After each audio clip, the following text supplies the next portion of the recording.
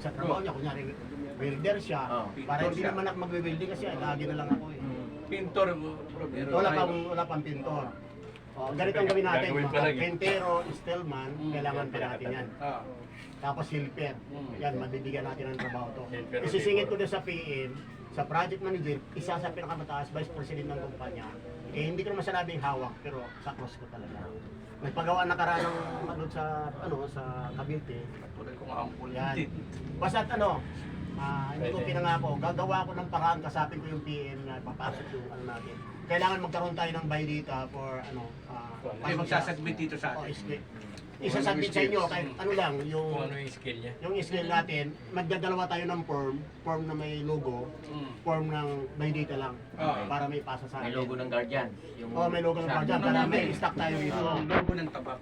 Logo ng tabak Yun na. para sa mga workers, tapos yung buy data as normal lang kasi pag nangyari yan, isi-xerox ko kasi yan, ipapasa ko doon, titingnan ko kung sino pwede talaga. Pwede. Para hindi ka lang Nalig po yun. Sana magkaroon ako. kahit sino pwede basta't marunong, wag lang yung babae.